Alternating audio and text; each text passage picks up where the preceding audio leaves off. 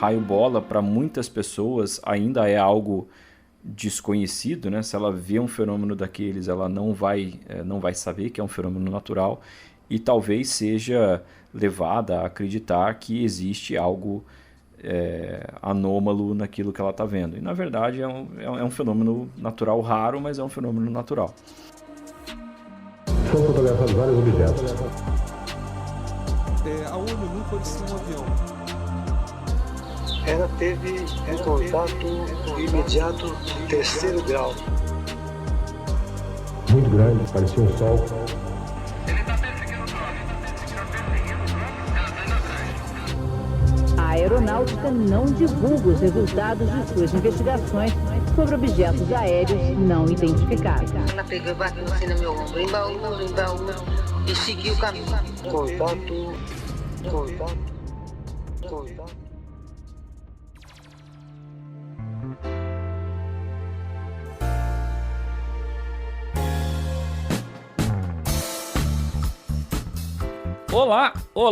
Olá, contatados e contatadas. Sejam bem-vindos e bem-vindas a mais uma edição do O Contato Podcast, o seu podcast de ufologia, que toda terça-feira está aqui para trazer muito entretenimento, muito bate-papo, paranormalidade, coisas estranhas, papo estranho e muito mais para você.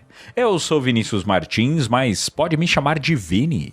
E lá, em Jaboticanômeno, Gustavo Cornaccioni, o Fiat Maré Turbo, que está pronto a explodir. Como você está, meu caro amigo? Eu tava aqui perguntando o que você ia falar dessa vez, que eu fiquei pensando, não tava muito com ideia, né, sobre o tema. Mandou bem, parabéns. Muito obrigado. Eu tô como um Fiat Maré Turbo, desvalorizado e ponto de explodir. Motivo de piada. Mas aí, né, e bebendo. Bebendo muito. Bebendo pra caramba. Esse é o nosso amigo Gustavo Cornaccioni. E hoje estamos de convidado. Aquele convidado que já não é muito convidado não, né? Já é cara da casa aqui. Inclusive pra ele já vale, hein? Diretamente de TaubaCast X, o nosso amigo Fox Mulder de TaubaCast, Eduardo Oliveira. Salve, galera. Tô virando aquele convidado que já chega, já vai abrindo geladeira, já pega o controle e muda o canal, né? O cara tá gravando só de cueca. Não, aí você não precisa compartilhar essa intimidade, né? Não, mas eu não tô reclamando não, só tô falando. Ah, tá. É isso, Eduardo Oliveira já tá aqui com a gente, então... À vontade. Peguem o primeiro episódio que o Eduardo gravou com a gente e agora vocês escutem esse, tá? Vocês vão ver o que já virou isso aqui. Se você for abrir a geladeira e tiver um suco de laranja, você toma cuidado. Meu Deus. Muito bem, meus amigos, começando mais um episódio aqui do O Contato Podcast. Seja muito bem-vindo e bem-vinda. Esperamos que vocês tenham gostado muito do episódio da semana passada. Episódio muito legal em que eu e o Guto batemos um papo sobre... algumas questões ali de revistas, algumas coisinhas diferentes sobre o mundo, né, da cultura mais pop, mais uma coisa mais documental, né, um papo mais descontraído entre eu e o Guto sobre coisa de apoiador que pediu pra gente e nós fizemos o conteúdo. Tá certo? E você que está aí também pode ser o nosso apoiador. Chega mais no apoia.se/O Contato Podcast. Você pode fazer parte da nossa comunidade secreta no WhatsApp. Vem com a gente, faz parte com a gente. Um valorzinho bem baixo, você já pode se unir a gente. Lembra também que nós temos a nossa loja O Contato Store, onde você pode nos ajudar, nos apoiar, tendo a proximidade, o aconchego da nossa camisa com várias estampas show de bola que você consegue encontrar nos links abaixo. Tem outras formas de nos apoiar, meu caro Gustavo Cornaccioni? Tem muitas formas de nos apoiar. Quais são, Vinícius Martins?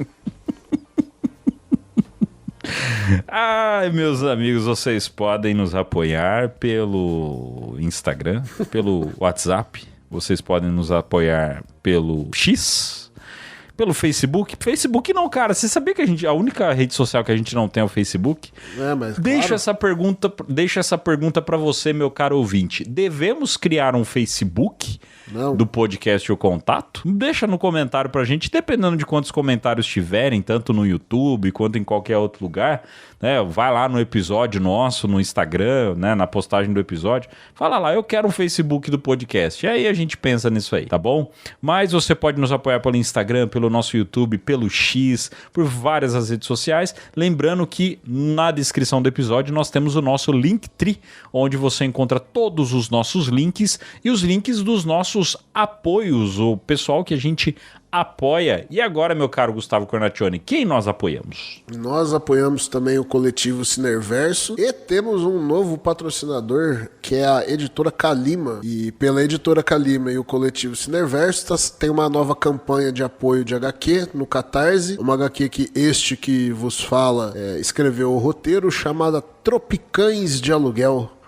Um HQ de super-heróis que está no Catarse. Se você quiser apoiar e receber a HQ no conforto do seu domicílio, você pode entrar em catarse.me/tropicães01. Muito bem, lembre também, nós temos os nossos parceiros, além do Podcast X, temos o Caminhos do Insólito, do Carlos Alberto Machado, o pessoal do Cipex e Portal Fenômeno do nosso amigo Jackson Camargo, todos eles com links aqui abaixo para você apoiar. E fazendo um apelo para vocês, rapaziada, o nosso caro amigo Rony Vernet está com uma vaquinha aberta. Acreditamos que já esteja próxima de finalizar, mas ele tem uma vaquinha aberta para poder instalar um Starlink lá no Acre, onde coisas estranhas estão acontecendo. Né? Montar uma central de vigilância lá. Assim como na Serra da Beleza, né? Montar todo um sistema lá, porque coisas estranhas estão acontecendo. A gente chegou a postar para vocês no jornal Fofocas, né? O áudio dos indígenas lá. E ele vai montar uma estação, já tem a permissão do líder da tribo Iauá-Nauá, manda essa de primeira.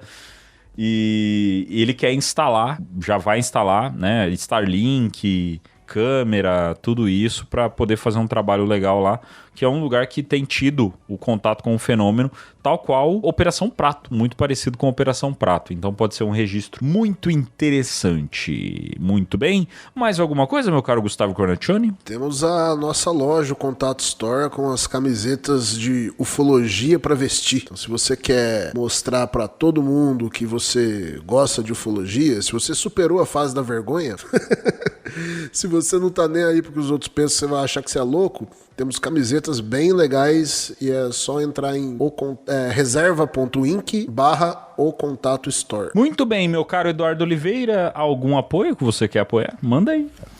Bom, aí o de sempre, né? Pedir pra galera conhecer lá o Podcast X, quem não conhece ainda, em todos os grandes agregadores de podcasts, também no YouTube e lá no nosso Instagram, @podcastxbr. E o meu projeto de divulgação de astronomia e astronáutica, também o blog do Astrônomo. Hoje até trazendo o Eduardo Oliveira, não do Podcast X, e sim do blog do Astrônomo, porque o assunto hoje é sobre fenômenos naturais que são confundidos com fenômenos ufológicos e vice-versa, porque nem tudo que brilha no céu é raio bola.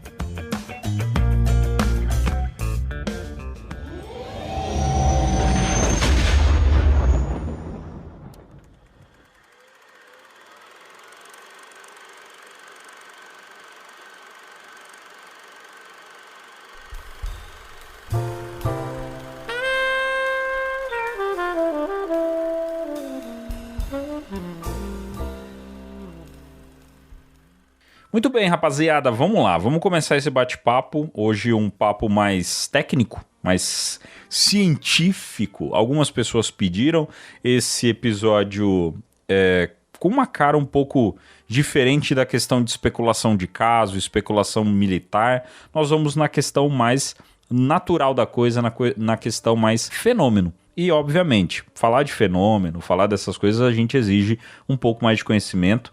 E, obviamente, ter um amigo que é físico, tá ali fazendo 50 pós-graduação, aí tem as suas vantagens, né? E aí nós invocamos né, nós fizemos a sumonada aqui do nosso amigo Eduardo Oliveira para dar esse suporte pra gente, para falar um pouco sobre esses fenômenos que às vezes acabam trazendo um pouco de confusão para as pessoas que acabam tendo um contato com esse fenômeno natural e acabam confundindo com um fenômeno ufológico. E acaba gravando, postando na internet, e aí vem os espertões da internet, né, os vários espertões da internet, querendo dar N explicações que não fazem sentido nenhum, mas que realmente o vídeo não é sobre um fenômeno anômalo, e sim de um fenômeno natural, só que ninguém sabe falar o que é. É isso que é mais interessante. Um exemplo, esse não é um fenômeno natural, há um tempo atrás, um vídeo viralizou na internet, que foi um vídeo de fogo descendo do céu. Com isso, muita gente gravou e virou aquela especulação, mas rapidamente já veio a explicação final. Eram paraquedistas em São Paulo com um flare, com sinalizadores, e ficou explicado. E existem vários outros vídeos disso na internet, e muita gente acaba compartilhando como sendo um fenômeno ufológico. Só que existem várias pessoas que não gostam, que não tem aquela... Até antes da gente entrar nessa questão do fenômeno, eu queria debater com vocês um pouco sobre isso. Essa galera que às vezes não gosta que haja a explicação do fenômeno. Você já se deparou com isso, Eduardo, de você pegar e falar assim, não, gente, ó, isso aqui, até pela sua escolaridade, pelo seu grau de instrução, provavelmente você já se deparou com essa situação de, não, gente, isso não é anômalo, isso não é paranormal, isso é uma coisa natural, acontece assim, assim, assim, e a pessoa fica brava com você? Muitas e muitas vezes. Eu acho que foi mais comum do que o contrário, do que a gente encontrar uma situação que realmente não tem explicação, pelo menos não dentro do que eu conhecia, do que as outras pessoas na situação conheciam, e as pessoas teriam uma reação até menos emocionada do que você falar que aquilo tem uma explicação. Eu acho que aí a gente entra muito na questão psicológica mesmo, da pessoa, mesmo inconscientemente, querer acreditar que aquilo é algo totalmente fora do normal, é algo ufológico, anômalo, enfim, dê aí o nome que você quiser.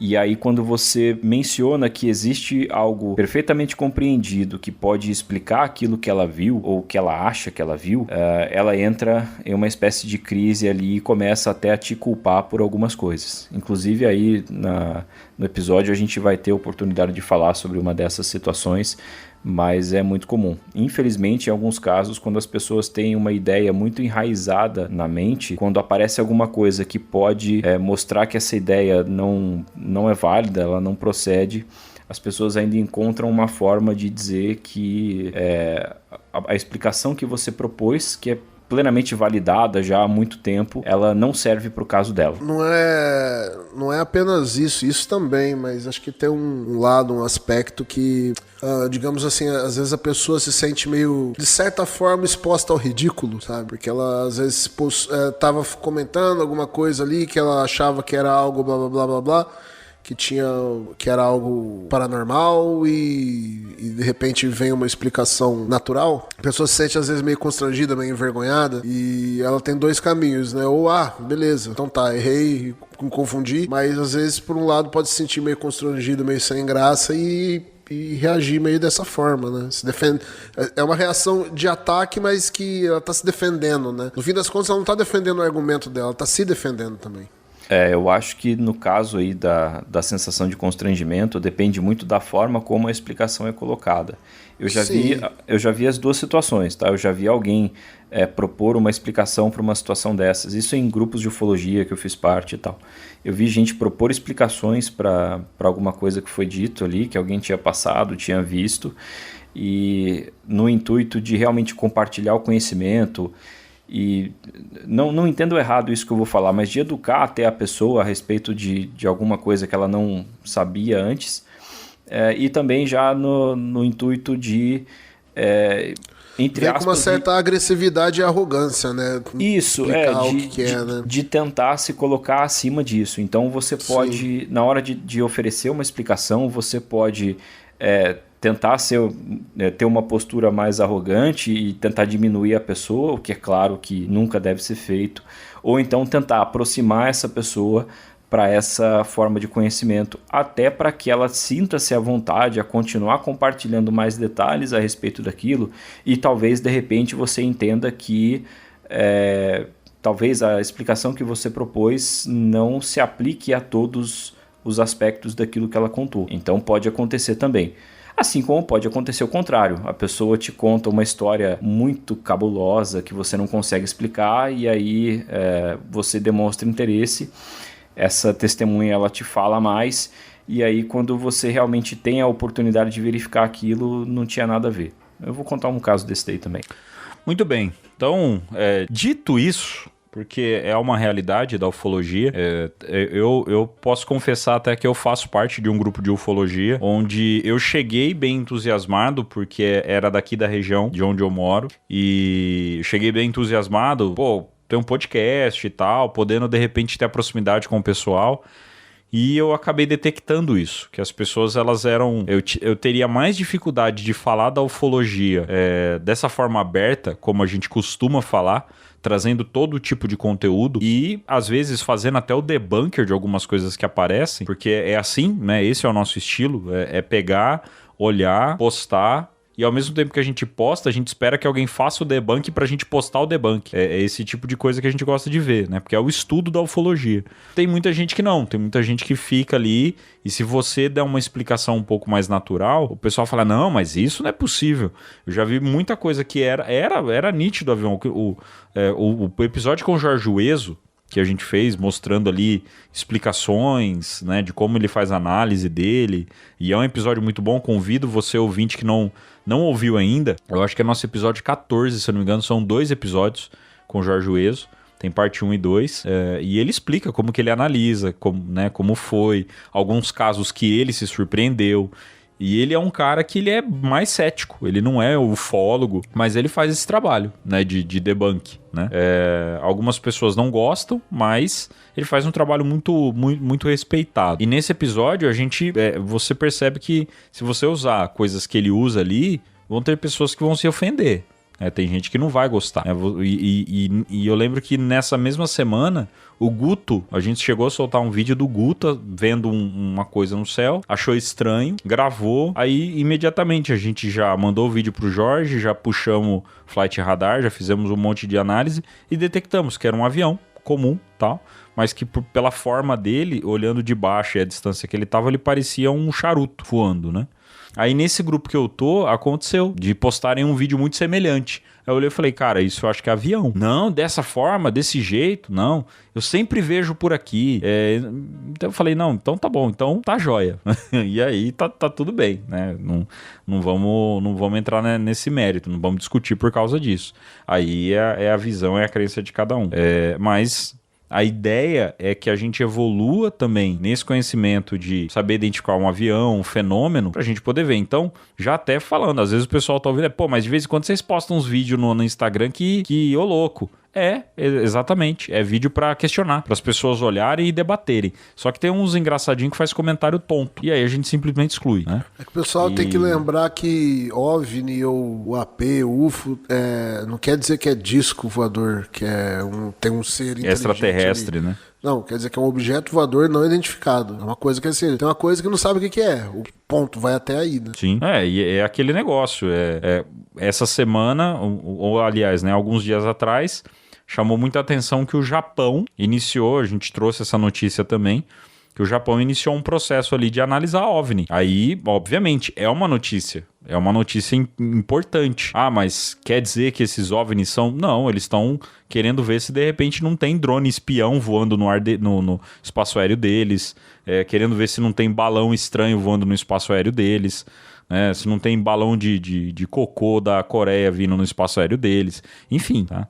Então OVNI pode ser qualquer coisa. OVNI não é necessariamente extraterrestre ou anômalo. Eu acho que a gente tem que sempre deixar isso muito claro. É uma coisa até engraçada, que às vezes a gente tá debatendo, aí a pessoa fala, não, mas isso não é OVNI. Tá, mas o que é? Não, eu não sei, mas isso não é OVNI. Mas peraí, OVNI é. O que não é, talvez não é acabou extraterrestre. de falar, né? Se eu não sei, é OVNI. OVNI é. A partir do momento que você não sabe o que é e tá voando, é um OVNI. Pode ser qualquer coisa. Pode ser 1000 coisas, cara. Mas tá aí, tá? Beleza então, senhores? Vamos pro primeiro?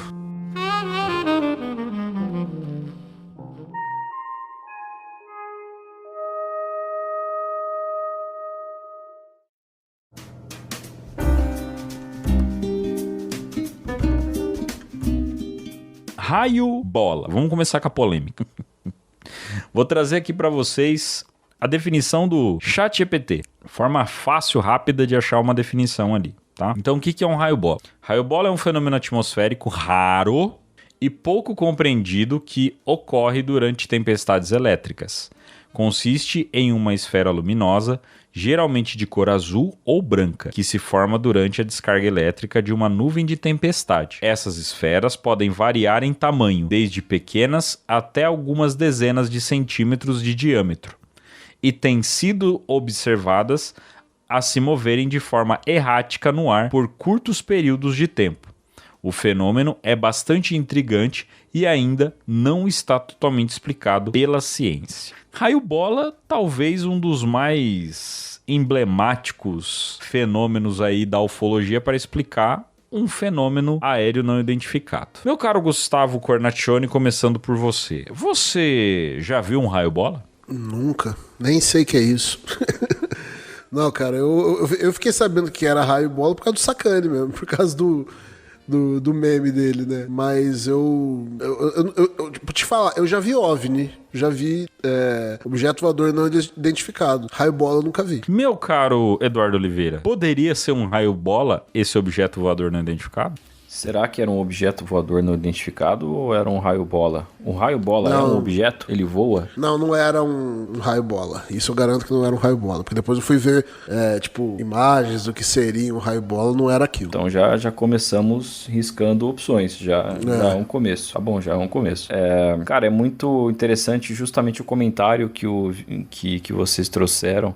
Eu não sabia o que era raio bola, fiquei sabendo por causa do Sacani. Então, quer dizer, uma brincadeira que ele fez em algum momento ajudou algumas pessoas a entenderem que existe um fenômeno natural que, embora não seja totalmente compreendido, em alguns casos ele pode confundir algumas pessoas e achar que tem alguma coisa sobrenatural ali, ufológica, enfim.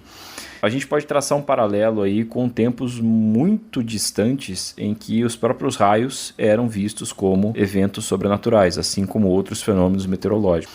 Então a gente hoje tem uma compreensão da natureza muito melhor do que nós tínhamos naqueles tempos da antiguidade. Porém, ele ainda não é completo. E ainda está longe de ser completo. Não vou entrar na filosofia da ciência para tentar responder se um dia a gente vai entender 100% do universo, eu acho que não. Mas a questão é que o simples fato de que hoje nós temos essa compreensão mais avançada diminui muito o que é mistério ao nosso redor e o que pode ser fonte de uma experiência sobrenatural. Raio bola, para muitas pessoas, ainda é algo desconhecido, né? Se ela vê um fenômeno daqueles, ela não vai saber que é um fenômeno natural e talvez seja levada a acreditar que existe algo anômalo naquilo que ela está vendo. E, na verdade, é um fenômeno natural raro, mas é um fenômeno natural.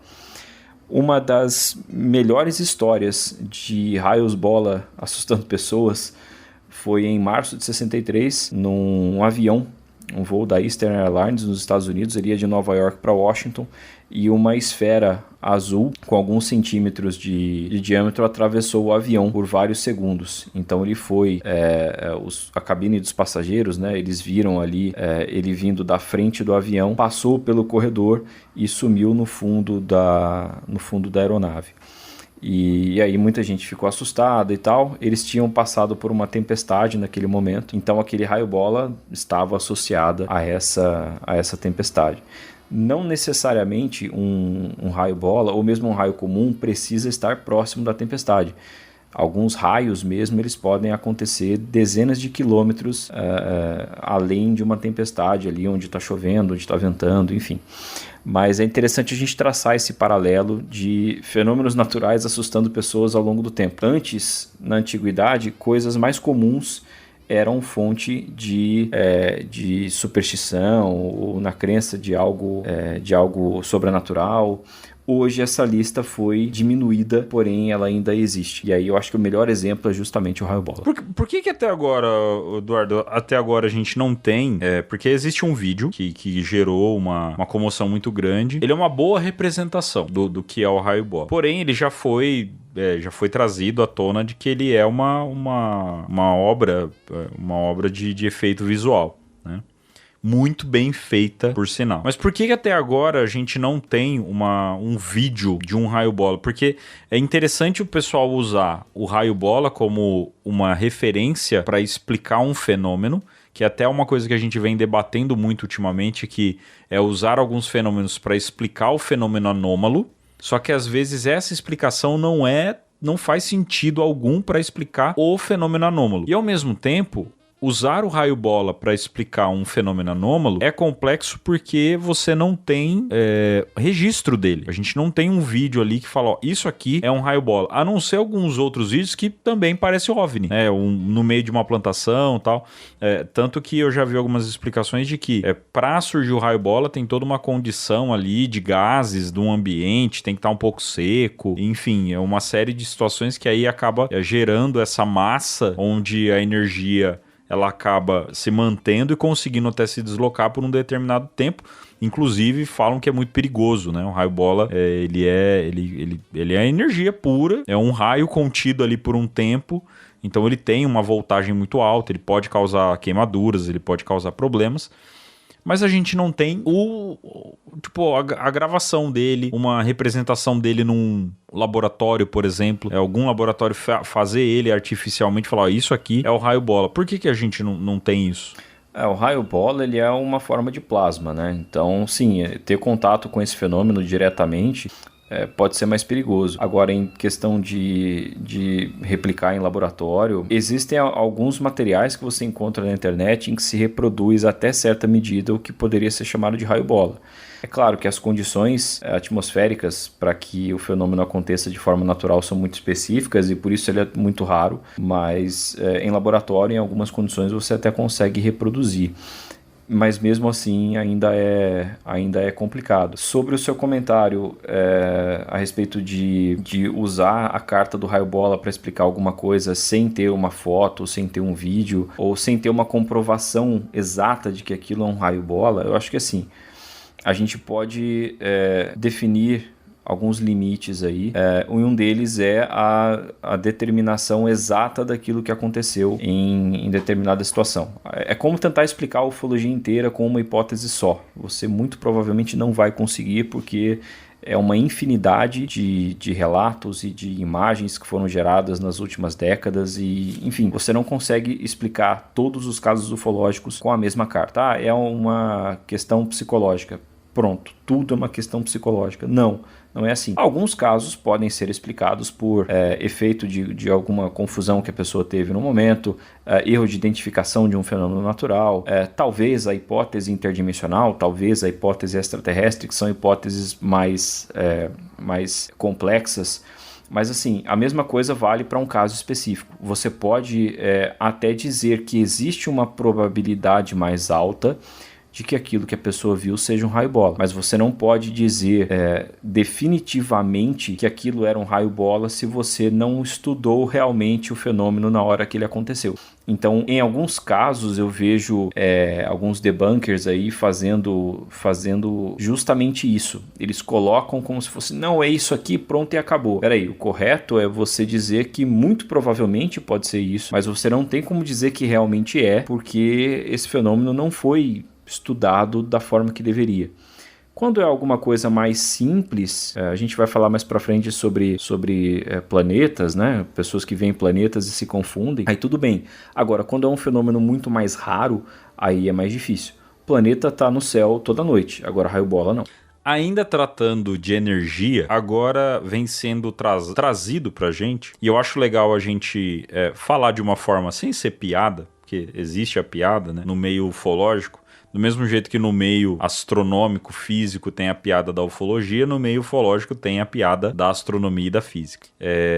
O Sérgio Sacani é um cara que a gente tem que trazer aqui a importância dele pra astronomia e pra física. Como o Guto disse, só conheci o raio bola por conta do Sakane, por causa do meme do Sakane. Porque tudo é um raio bola, né? Isso é raio bola, isso pode ser um milhão de coisas. E existe um outro fenômeno que ele começou a falar bastante também, que muita gente não conhecia, e que também é um fenômeno atmosférico, também tem relação com descargas atmosféricas, que são os sprites. É um fenômeno que é menos conhecido, só que a gente já tem representação. A gente já consegue ter alguns exemplos. Você já encontra vídeos de sprite na internet. A definição do sprite pelo nosso amigo GPT, seguinte: sprite é um fenômeno luminoso, transiente e atmosférico que ocorre acima de tempestades elétricas. Eles são fenômenos ópticos de alta altitude que ocorrem em altitudes entre 50 e 90 quilômetros acima da superfície da Terra, na região conhecida como mesosfera. Os sprites aparecem como flashes de luz difusos e coloridos, geralmente em formas de grandes raios ou discos, e podem durar apenas alguns milissegundos. É aí que entra a questão da confusão dele. A gente já tem até uma definição do próprio chat GPT que o sprite ele pode ter essa forma de disco. Então sim, ele é um fenômeno que pode ser confundido com um fenômeno ufológico. Porém, ele é um fenômeno atmosférico. Isso já é provado, já é visto, tem vídeo dele, então dá pra gente comparar um pouco mais. Aí é a hora que eu trago o Eduardo pra falar pra gente aqui. Edu, seguinte, beleza, a gente já sabe que o sprite ele é real, né? Ele acontece e tal, mas pra ver ele, cara, acima de 50, 90 quilômetros de altura. E aí as pessoas usam ele também como às vezes uma explicação pro fenômeno ufológico. Tem a possibilidade da gente conseguir ver sprite daqui do chão, ainda, né? A olho nu, tem alguma forma disso acontecer? Cara, eu nunca ouvi falar nisso, eu acho extremamente difícil, nem tanto pela altitude, tá? Mas porque eles são menos brilhantes do que os raios e eles duram por muito, muito, muito pouco tempo. São milésimos de segundo. Então, para registrar os sprites, só por equipamento. E assim, o estudo desses fenômenos transientes, eles começaram a partir ali do começo dos anos 90. Então, tudo isso que a gente está falando agora nessa parte é muito recente. Tudo isso que a gente está falando nessa parte agora do episódio é ciência de 30 anos para cá, mais ou menos. Tá? E aí, junto com os sprites, você tem os jatos azuis, né? Os sprites geralmente eles são avermelhados, mas existem outros fenômenos que são azuis, semelhantes aos sprites. Existem os elfos, que são mais na forma de disco mesmo, e aí eles duram menos até do que os sprites, eles duram realmente 1 milésimo de segundo. Agora, deixa eu fazer uma pergunta, desculpe te cortando, mas assim, está a 90 km de altitude, mais ou menos, como falou aí, um piloto pode confundir? É aquilo, eu acho que ver a olho nu, mesmo para um piloto, seria difícil porque ele é muito rápido, Se ele tivesse a mesma duração que um raio tem, às vezes de alguns segundos, sabe, raios mais compridos que duram alguns segundos, ou então mesmo um raio comum que dura um pouco menos de um segundo, seria mais fácil de ver e aí de gerar alguma confusão, mas eu acho que não, pela rapidez do fenômeno. Enfim, tudo isso aí é coisa de 30 anos para cá que a gente vem entendendo. A Abramon, que é a rede brasileira de observação de meteoros, que é uma referência mundial em monitoramento de meteoros, eles têm várias estações espalhadas pelo Brasil inteiro e têm parcerias com outros países aí, né, organizações em outros países para ampliar a base de dados. Eles apontam várias câmeras para o céu para registrar não apenas meteoros, mas outros fenômenos que possam ser de interesse científico, enfim, ou mesmo alguma curiosidade. E essas estações às vezes registram sprites também. Mas aí é um equipamento, né? Os próprios meteoros que eles registram, que seriam os fenômenos mais comuns, entre aspas, que eles estão buscando registrar, muitas vezes não são vistos pelos operadores. Como é que funciona uma estação da Abramon? Você deixa a câmera ligada lá, ou a câmera está ligada a um computador que fica funcionando sempre. Quando acontece alguma alteração brusca na imagem, ela registra aquele vídeo lá. Então, toda vez que acontece a passagem de um meteoro, ela grava aquilo. Toda vez que acontece um sprite ali brilhando, ela grava aquilo. Então, existe um pouco de ruído também que acaba entrando, coisas que não são do interesse, mas aparecem também. E aí, justamente, se você pensa que, como vocês falaram no começo, o Rony está montando uma estação de monitoramento daqueles fenômenos que estão acontecendo lá no Acre. Essas estações da Bramon são mais ou menos do mesmo jeito, tá? Só que o software que roda ali por trás da câmera, ele tem a ênfase de processamento de imagem um pouco diferente. E aí você tem essas estações pelo mundo inteiro, tá? Dei o exemplo da Bramon porque a gente está no Brasil e a Bramon faz isso aqui. Mas existem registros de sprites pelo mundo inteiro, inclusive acho que por aeronaves também, por equipamento instalado em aeronave, não tenho certeza, mas eu acho que tem. Mas confundir um sprite com alguma coisa eu acho mais difícil, porque ver um sprite eu não vou bater o martelo e dizer que é impossível, mas eu acho extremamente improvável, porque ele é muito rápido, não dá tempo. Tanto que, como eu comentei, a gente só tomou conhecimento disso de 30 anos, pouco mais de 30 anos para cá. Eu lembro que a primeira vez que eu vi alguma coisa sobre Sprite, tava vendo um documentário da Discovery Channel, e aí eles mostraram o Sprite. Ele parecia ser algo que antecede um raio. Então ele é tão rápido que ele vem antes do raio acontecer. Então ele acontecia em cima das nuvens. E aí eles tinham o registro dele acontecendo. Ou eu não sei se é um outro fenômeno que acontece em cima das nuvens quando acontece os raios, porque eu tô lembrando agora que a imagem que foi capturada dos sprites parece um ramo, né?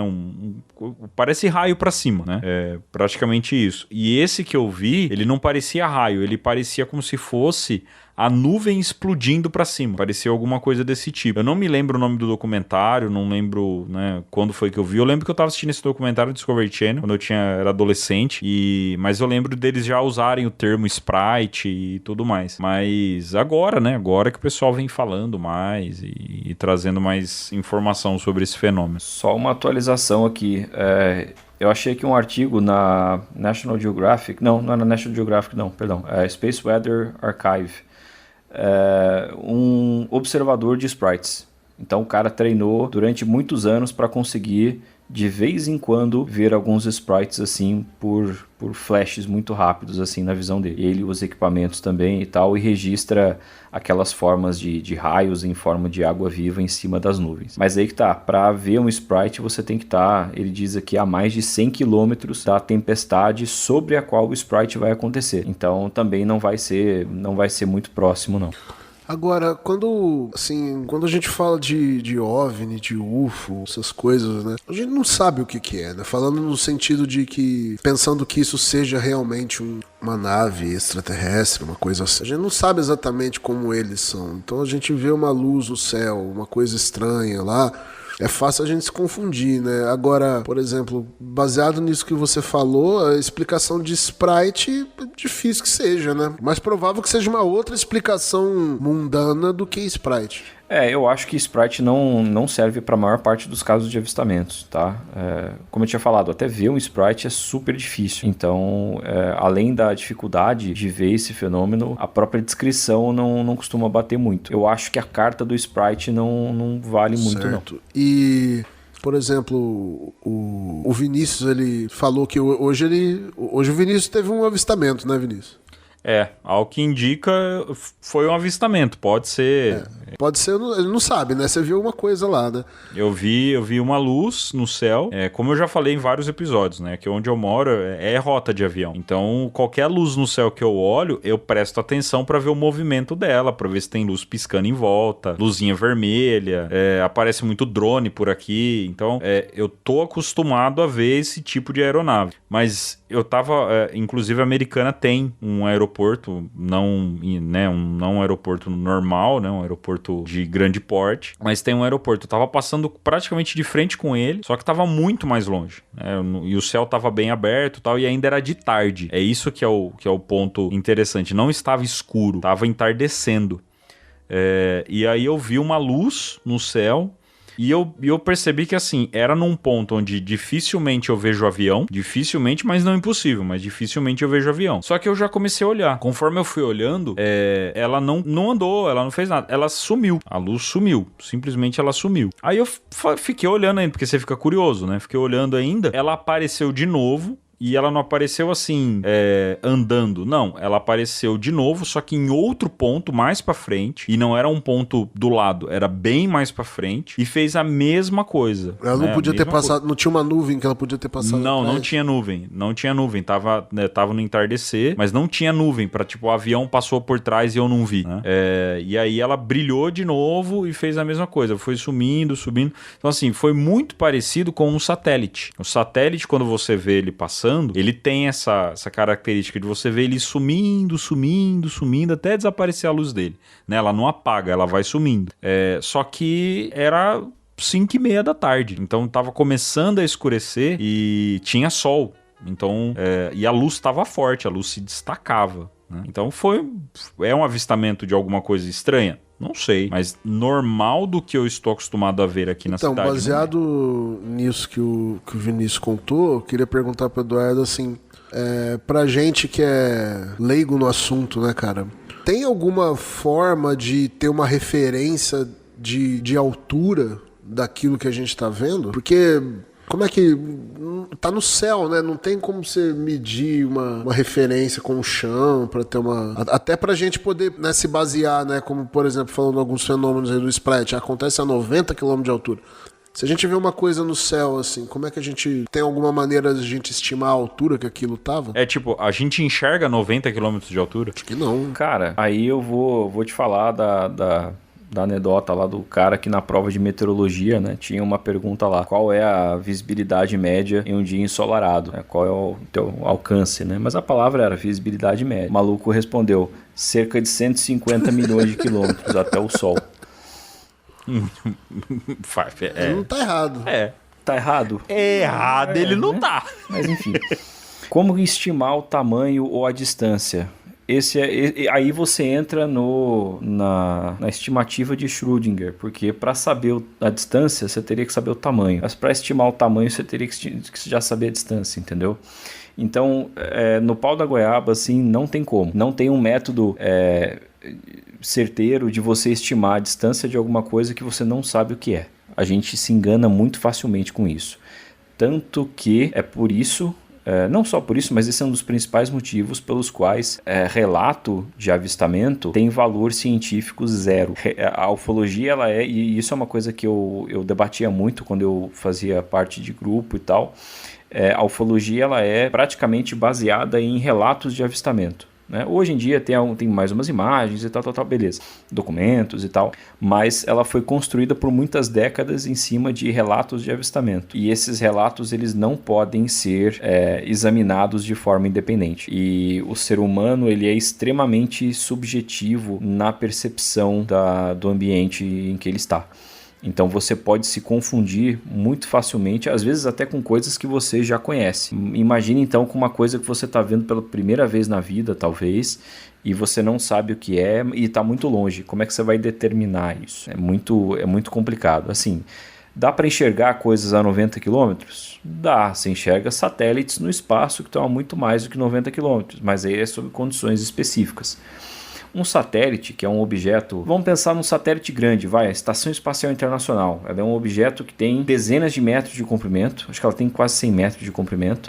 E ela tem uma superfície reflexiva muito grande. Não só por causa dos painéis solares, mas principalmente por causa deles, mas também pela cobertura de cor clara, em alguns casos até reflexiva mesmo dos módulos, né, para controle térmico. Cara, aquilo lá reflete muita luz, então ela vai brilhar muito para quem observa mesmo da superfície. Quando você assiste vídeos de naves, por exemplo a Crew Dragon da SpaceX que chega até a ISS, muito antes da acoplagem, a ISS ela é uma estrelinha no céu, que a Terra vai se movendo ali. Se você assistir um vídeo de time-lapse, a Terra vai se movendo ali embaixo e aquela estrelinha vai ficando cada vez maior, aí você começa a definir uma forma ali da ISS e ela fica grandona e acontece a acoplagem. Agora, realmente determinar, fazer uma estimativa confiável de distância, de tamanho, não tem como.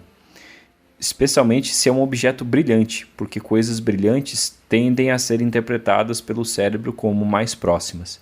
Se você tem um objeto que é mais brilhante, dois objetos, né? Dois objetos luminosos. Um deles é mais brilhante do que o outro, independente da distância. À primeira vista, você vai ter a impressão de que o mais brilhante está mais próximo, mesmo que seja o contrário. Eu vi uma situação, eu acho que foi um documentário do Discovery Channel, que eles simularam uma situação dessas e colocaram lá uma luz mais forte e uma luz mais fraca. A mais forte estava mais distante, e aí pediram para várias pessoas olhar lá no ambiente escuro e tal, e elas diziam que a mais forte estava mais próxima.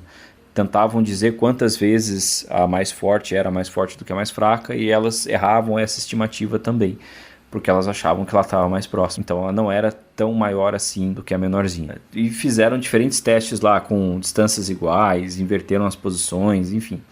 E é muito difícil fazer essas estimativas. Então, putz, cara, não tem como. Infelizmente não tem como. Eu acho que os relatos, eles não têm força suficiente para funcionar como comprovação científica, né? Para você buscar a prova definitiva, a famosa peça que faltava no quebra-cabeça. Mas isso é importante para a gente estudar os fenômenos, as interações que podem acontecer também. Sim, ele não serve assim como uma comprovação definitiva, mas para você estudar o fenômeno como um todo, ele é muito importante. Agora, a gente não pode pegar e tirar um dado específico de um relato, entendeu?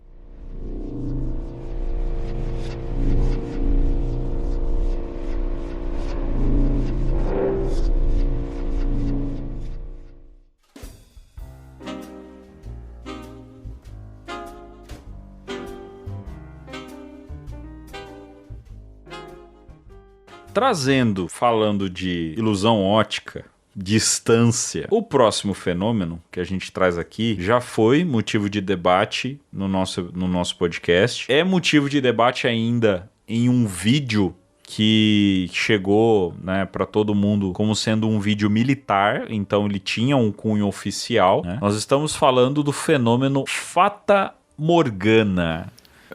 Fata Morgana, né? A gente não precisa entrar muito naquilo que acho que todo mundo já sabe, aquele efeito que você tem de algo distorcido, né? Às vezes fica mais alongado, fica mais achatado, às vezes inverte até. Às vezes parece que ele está acima da superfície, né? Parece que ele se descola do chão, né?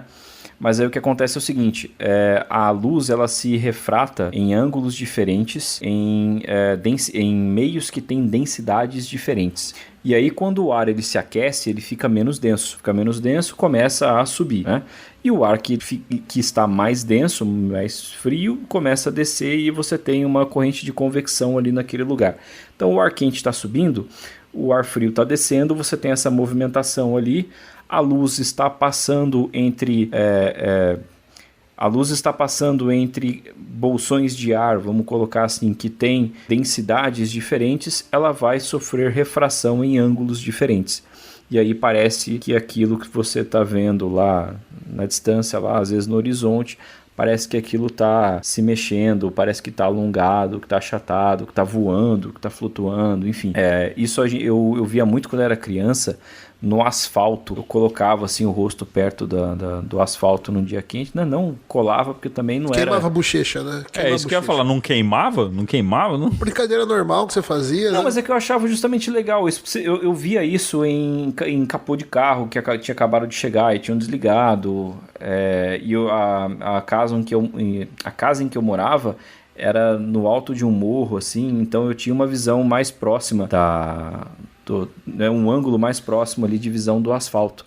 Então para mim era mais fácil ver isso. Eu achava aquilo legal e às vezes eu ficava olhando aquilo ali assim mais de perto, eu agachava para ver. Então eu via isso no asfalto quente. Ou seja, se você passasse numa rua em Taubaté, visse uma criança com a bochecha colada no asfalto, você viu Eduardo Oliveira. Sim. Grande chance. Era eu. O que você tá fazendo aí, moleque? Tô vendo a Morgana. Essa cidade é um celeiro de memes, cara. Cara, a gente vai ter que fazer um episódio sobre Taubaté. Só sobre Taubaté. Vai ter jeito. Né? Só pra fechar a ideia da Fata Morgana aqui. A gente começou falando de raio-bola, de Sprite e tal. Cara, Fata Morgana é uma coisa que todo mundo já viu. Uhum. Todo mundo já viu isso. Isso aqui é super comum. E aí você tem, talvez, numa situação em que a pessoa não entenda que aquilo esse fenômeno, ela pode achar que ela viu alguma coisa próximo do horizonte. Então, mas muito aí como é que provavelmente. isso aí vai se casar Então- com o fenômeno ufológico pra pessoa confundir? Quando você tem avistamentos de, às vezes, luzes perto do horizonte. Às vezes você tem um astro brilhante que está perto do horizonte, ou então mesmo alguma coisa na superfície, às vezes uma casa distante, uma cidade distante, sei lá, depende da situação que você está vendo, tem alguma luz próxima do horizonte. Entre essa fonte de luz e o observador, acontece o fenômeno da Fata Morgana. Pronto, a pessoa acha que ela viu alguma coisa Eu já vi nova. imagem de navio, assim, que tá lá na linha do horizonte, assim, no mar, e na imagem parece que ele tá flutuando acima da água. Aí é mais fácil ainda de ver, porque às vezes o tom de azul do céu é parecido com o do mar. Então a poético. confusão fica, não é? Olha só. Bonito. Sabe o que é mais poético, cara? É o fato de que o mar é azul por causa do reflexo do céu. Mas aí você vai pro mas aí você vai pro espaço e você vê o mar azul, mas não vê o céu azul. Isso é que bruxaria. Olha que coisa. Isso é Olha que bruxaria, isso não é poético. poesia, mas não, isso é Meu bruxaria. Deus do céu. Bruxaria sabe de quem? Da Fata Morgana. Aí pronto, chegamos. Mas no ano passado teve. A gente trouxe esse caso aí, esse fenômeno da Fata Morgana, porque teve. Eu não lembro se foi no ano passado ou no começo desse ano. No começo desse Lá ano. na guerra da Ucrânia, né? Sim. Que acho que era um drone do exército ucraniano que avistou um objeto lá que parecia ser muito grande, assim. As dimensões eram de 100 metros de altura por 400 de comprimento. Então aí eu já não sei, né? Tipo, beleza, era um objeto que tava ali passando por esse efeito, mas que objeto é esse de 100 metros de altura que tava ali? Não, a gente chegou até a comparar ele no episódio que a gente fez nessa época ao maior navio já construído. eu lembro. E o maior navio já construído não tem 400 metros, tem quase. Ele tem quase 400 metros de comprimento, mas ele não chega a ter 100 metros de altura, ele é um pouco menor. Mas é absurdo também, tem 80 metros de altura. Então assim, só que... Aquele caso lá pra mim ficou meio inexplicado ainda. Porque ali era uma zona de guerra, então o que um navio desse tamanho, que é um cruzeiro de luxo, estava fazendo ali no meio daquele mar, né? Então, se tem um navio desse tamanho da Rússia ou da Ucrânia, ninguém sabe, ninguém tem conhecimento, e os caras têm um navio militar gigantesco, ou realmente era uma outra coisa e se juntou ali ao Fata Morgana e acabou confundindo, ou realmente era um objeto muito grande, estava voando mesmo, a gente não consegue saber.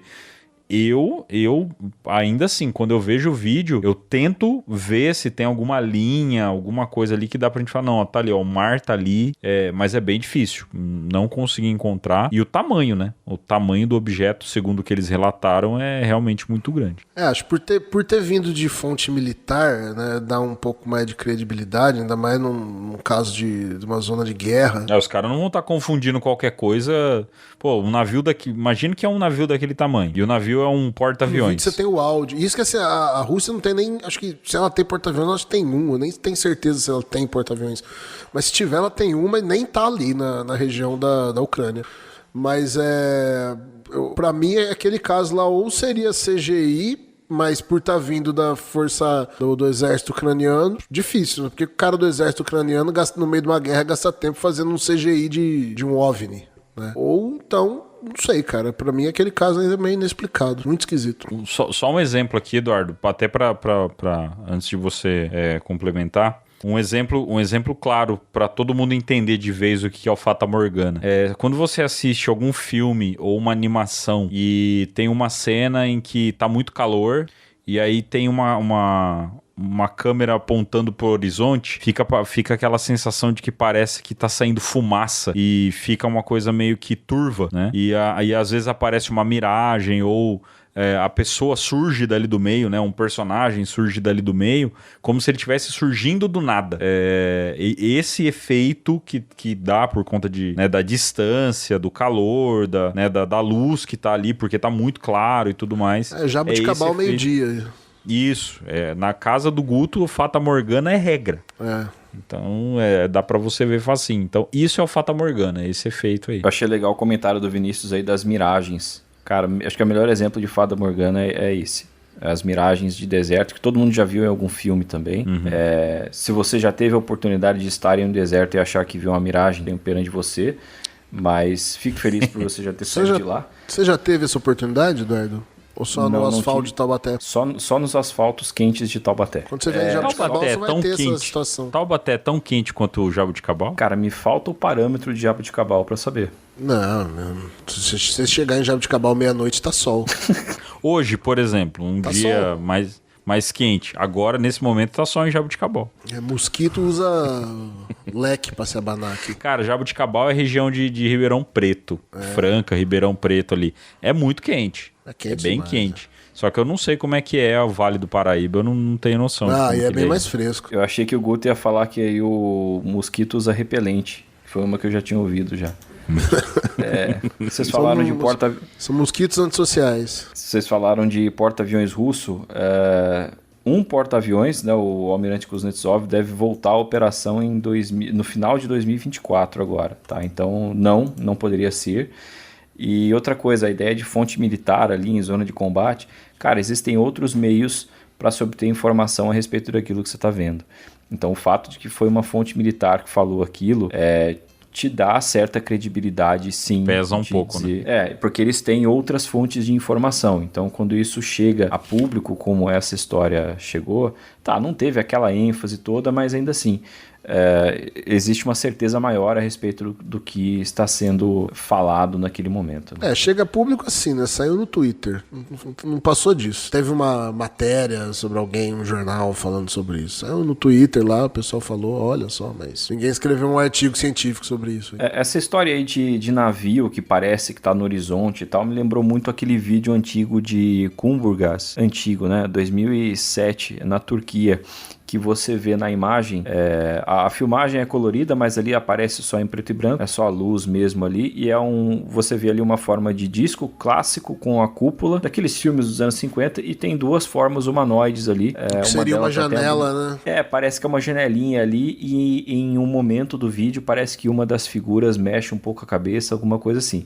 Eu lembro que isso saiu na revista UFO na época, foi um estardalhaço, e tempos depois apareceu uma hipótese que eu achei meio sem pé nem cabeça, que era uma filmagem de baixo apontando para cima, e era eu não sei o nome daquilo, mas era uma região ali do navio que parecia aquilo que estava lá quando você olha de baixo. Sabe aqueles navios de cruzeiro que tem vários andares ali, e existem os decks ali em cima, os decks descobertos, né? Pra galera da náutica aí que tá ouvindo, perdões, eu tenho zero conhecimento em náutica, mas disseram que era uma daquelas era um desses decks, e a câmera estava com um zoom muito fechado ali. Só que em vários momentos do vídeo, o cinegrafista ele abre o zoom e mostra que não tinha mais nada em volta. Na época também falaram que era a lua, mas não tem como, porque aquilo não parece a lua nem se você estiver muito bêbado. E no próprio vídeo, o cinegrafista também dá zoom na lua. Então essa história aí de navio me lembrou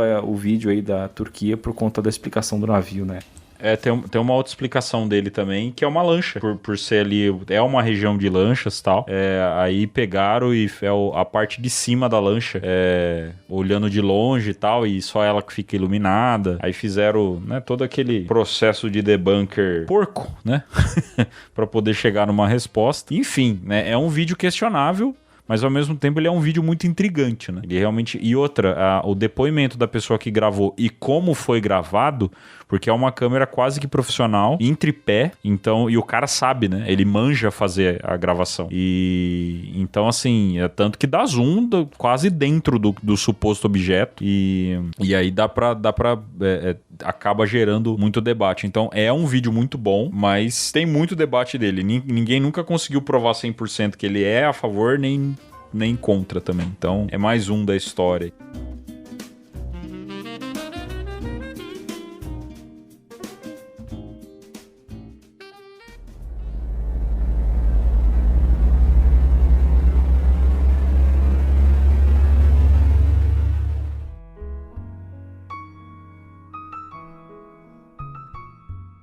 Próximo fenômeno. Esse é um fenômeno mais simples.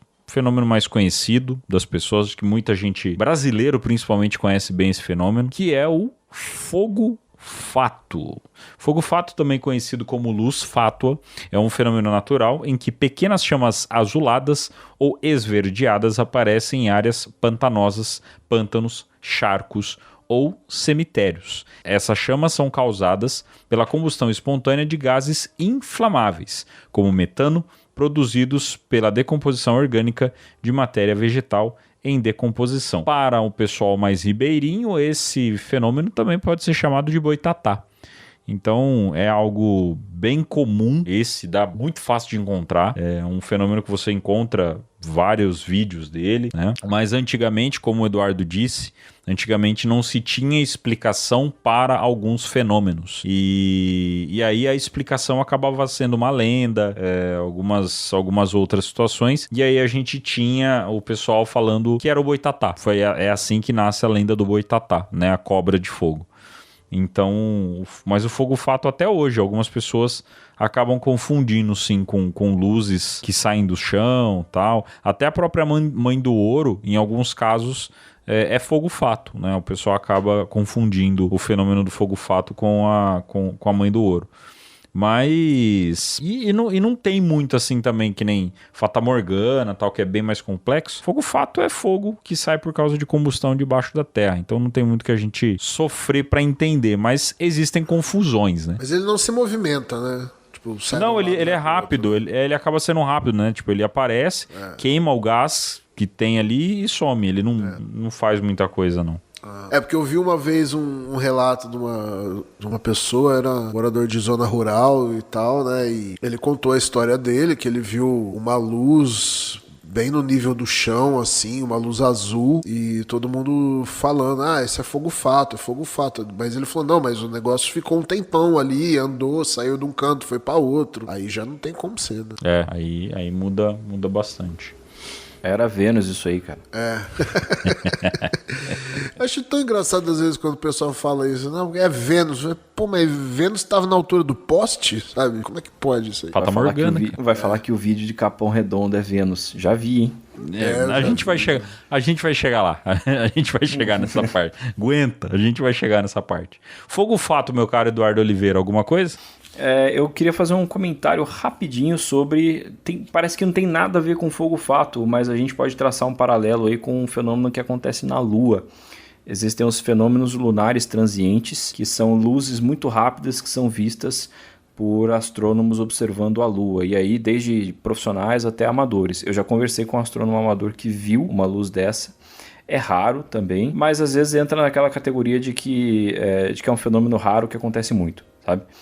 A NASA fez um relatório antes das missões tripuladas para a Lua, e aí quem quiser ler o relatório na íntegra, ele está disponível nos arquivos públicos aí, basta digitar R-277. Esse é um relatório que foi feito de forma secreta pela NASA, com a ajuda de alguns astrônomos e tal, e ele foi distribuído para os astronautas das tripulações das missões Apollo. O que é isso? É o fogo fato lunar. E na crosta da Lua existem depósitos de gás que estão presos. Só que a Lua, ao contrário do que muita gente pensa, ela tem ainda certa dinâmica geológica. Quando o módulo lunar ele era descartado, ainda na órbita da Lua, para que os astronautas da Apollo retornassem,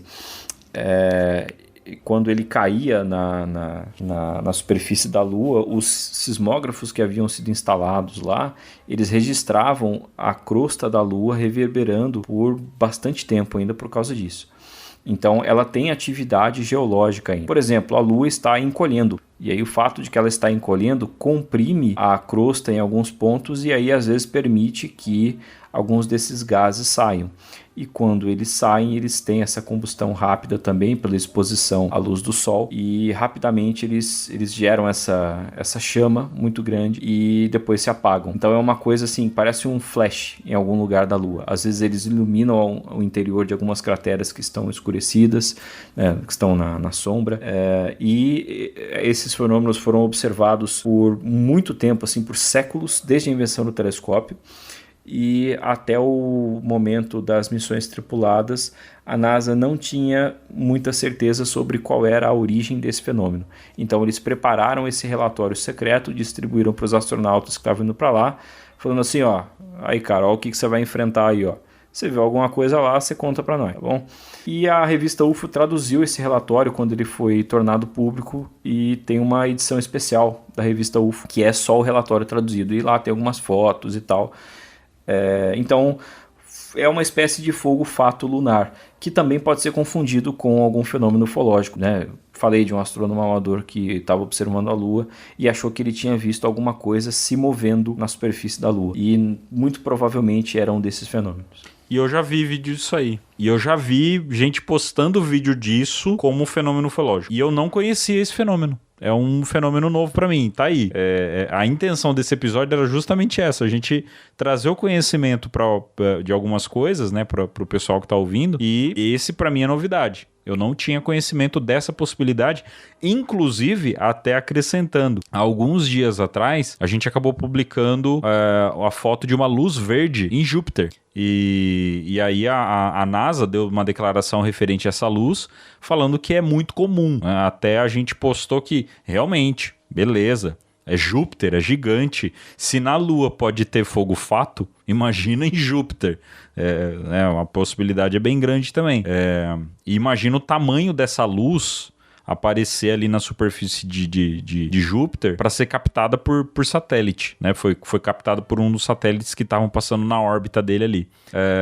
Então teve a explicação de que é um fenômeno que acontece lá, é um raio, é tipo um raio que acontece lá e ele tem essa cor esverdeada. Só que aí a gente entra no outro ponto, beleza, é um raio que acontece lá, tem essa cor esverdeada, do mesmo jeito, essas luzes que acontecem na Lua tem uma explicação, tal, beleza. Mas aí vem os questionamentos de tipo, quantas pessoas, e essa informação desse fenômeno lunar, quantas pessoas têm esse conhecimento e quantas pessoas sabiam de um artigo desse da NASA referente a isso, quantas pessoas já falaram sobre isso para as pessoas conhecerem, e do mesmo jeito esse fenômeno em Júpiter, né? Quem que já tinha visto essa luz verde em Júpiter? Ela já tinha sido detectada anteriormente para a gente falar, não, realmente, ó, é um fenômeno que ele não é raro, não é permanente, não acontece o tempo todo, mas ele é recorrente, ele, né, tem algumas vezes que ele acontece, a gente já captou algumas vezes.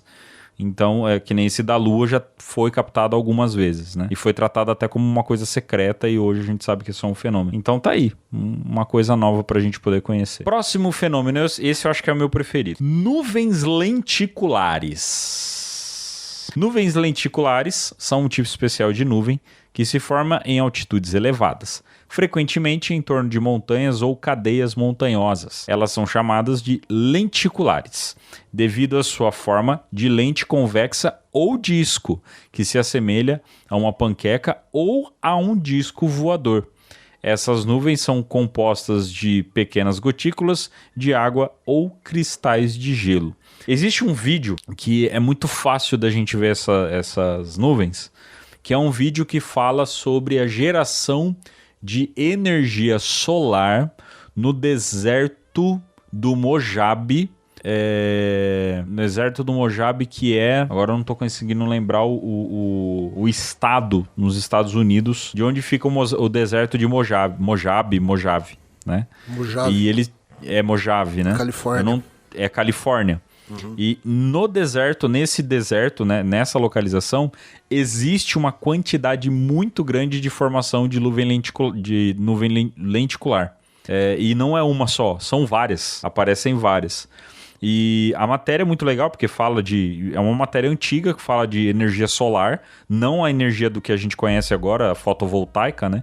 É energia solar mesmo, ela explica como é e termina a matéria justamente falando, é uma tecnologia muito interessante para o futuro, e num lugar onde não não por acaso as nuvens parecem discos voadores, então tem várias delas.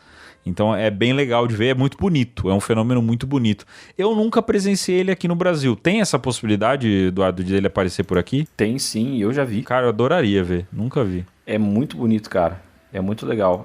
Ele é muito fácil de formar. Você comentou, ele é muito fácil de se formar em topo de montanhas, quando você tem o vento de través ali, né? Ele tenta atravessar a montanha, obviamente não consegue, então ele pega a velocidade muito rápido pela superfície da montanha. E aí você tem condensação em alguns pontos ali e formação de cristais de gelo. E essa água, né, ela fica em suspensão ali, forma aquela forma de lente. E depois que esse vento vai passando, essa umidade vai junto com o vento, e à medida em que parte da umidade vai embora, mais umidade chega. Então é mantida aquela forma de disco. E é muito bonito mesmo.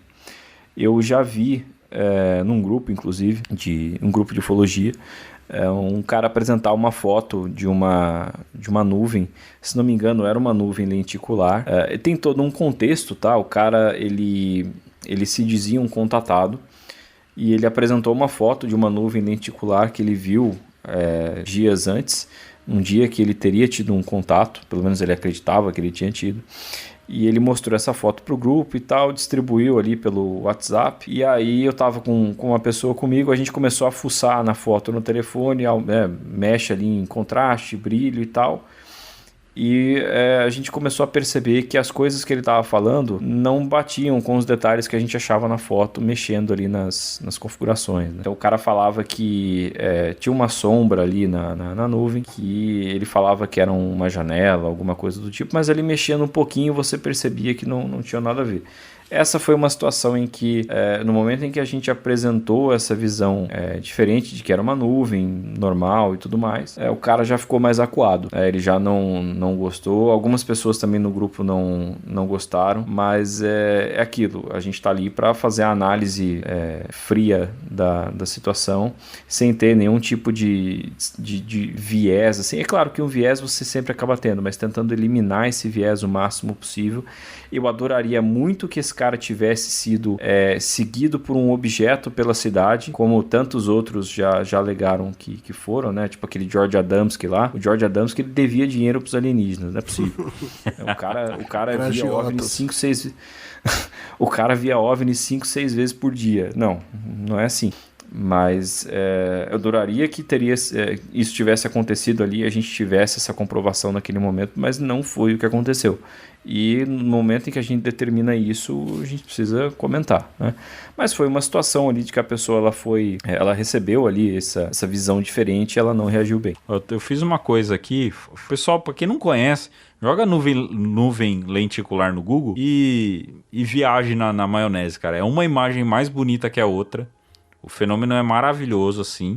Tem algumas que a nuvem sobrepõe outra. São bem bonitas, né? Obviamente tem algumas aqui que são imagem de inteligência artificial, mas é um fenômeno extremamente bonito. Inclusive, eu acho que esse ano, no começo do ano aqui no Brasil, teve uma cidade que formaram várias dessas nuvens e tal, e aí chama atenção, né? Acaba chamando a atenção das pessoas. Tem umas fotos de nuvem lenticular assim que você vê, que você fala, velho, isso é um disco voador, é um OVNI. Elas são muito na cara. Até o Não Olhe lá, o filme do Não Olhe, o bicho se esconde numa nuvem lenticular, né?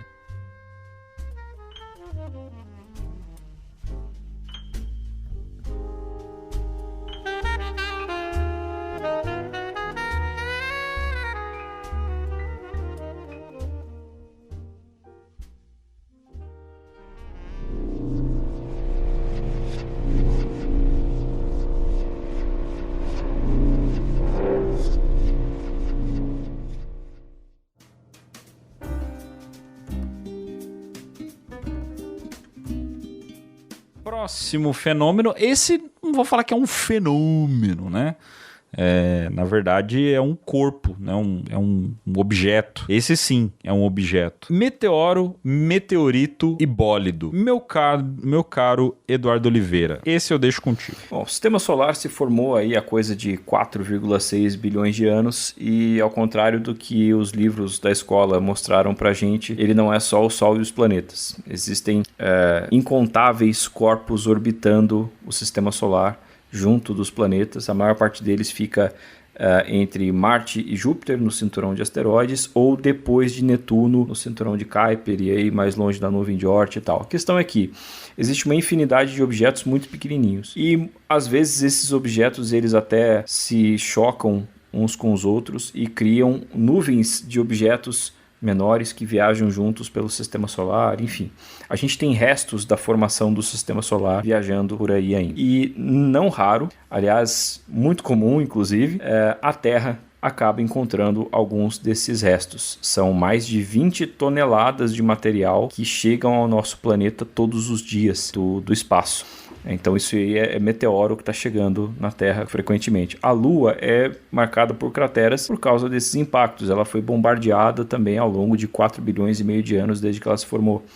Os outros planetas rochosos também têm crateras. As luas de Júpiter e Saturno também são marcadas por crateras. Enfim, as crateras estão aí para mostrar que existem ainda objetos além dos planetas orbitando o Sol. E aí, quando esse objeto entra na atmosfera, ele entra a uma velocidade absurda e o atrito da superfície desse objeto com o ar transforma o ar ao redor dele em plasma, em fogo, digamos assim. E aí é o que a gente vê como estrela cadente ou meteoro.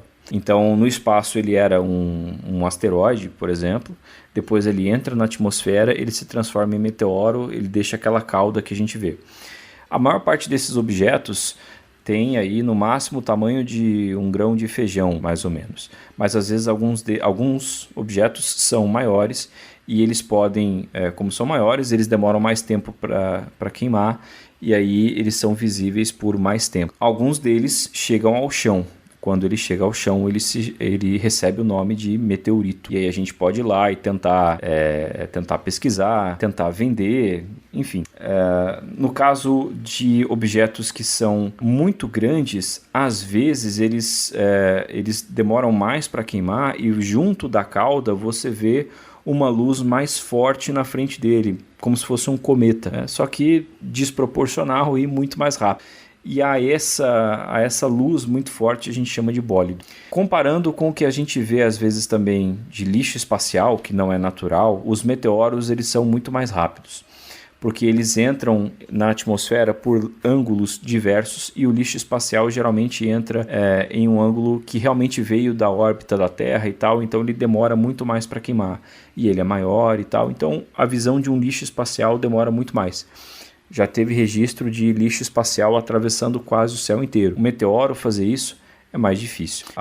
Em 2011, se não me engano, a gente teve na Rússia um evento da entrada de um meteoro na atmosfera. Só que esse meteoro ele era o resto de um cometa.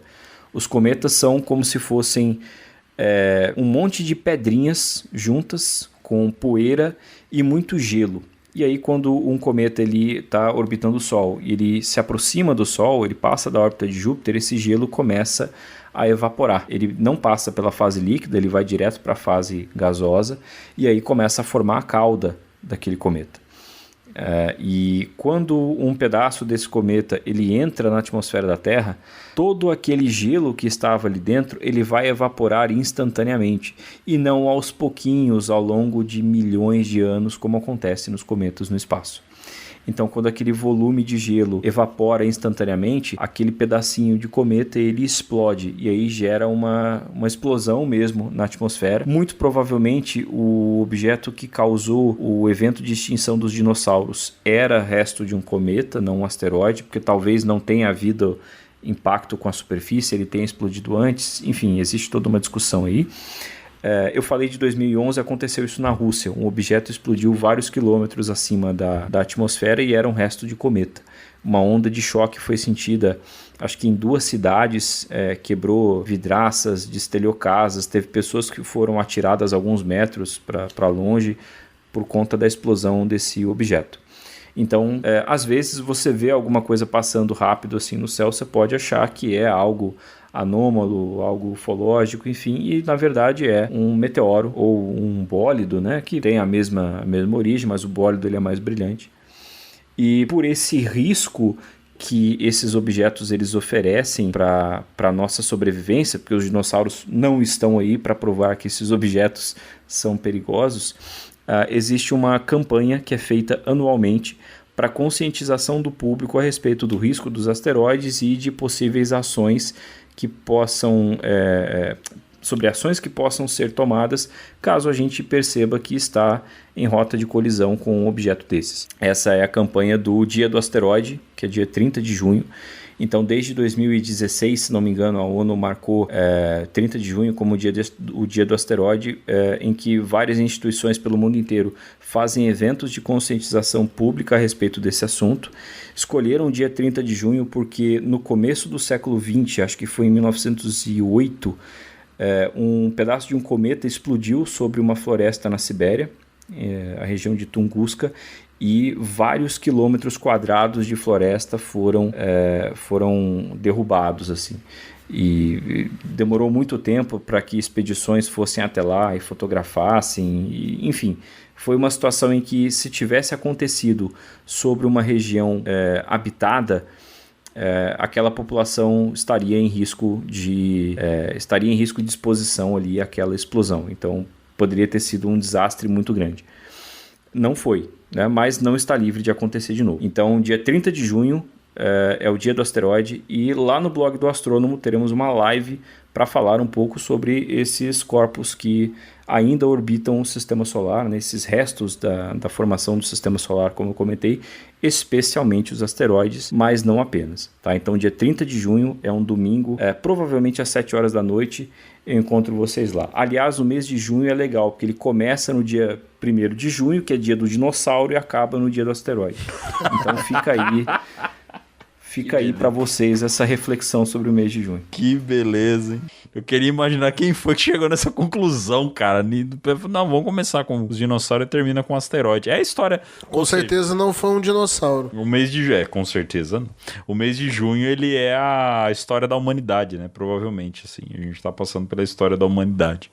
Mas, inclusive, o lançamento do episódio vai calhar de estar certinho na semana do asteroide. Né, nessa da semana aí do asteroide, então dá pra você acompanhar a não ser que você tá ouvindo o nosso episódio mais pra frente, né? Então aí complica um pouco, mas pra quem tá ouvindo no lançamento, tá aí o convite pra vocês na live do blog do Astrônomo sobre o Dia do Asteroide. E pra quem não entendeu, então, só um exemplo recente, nós tivemos um bólido que passou sobre Portugal, que gerou vídeos maravilhosos. Inclusive tem um vídeo de uma menina que o vídeo é um efeito visual de Oscar que ela gravou à toa ali, conversando com os amigos, e deu certinho, né? O timing, tudo, e o bólido passou. É muito bonito, né? Então, para quem não viu, repercutiu bastante.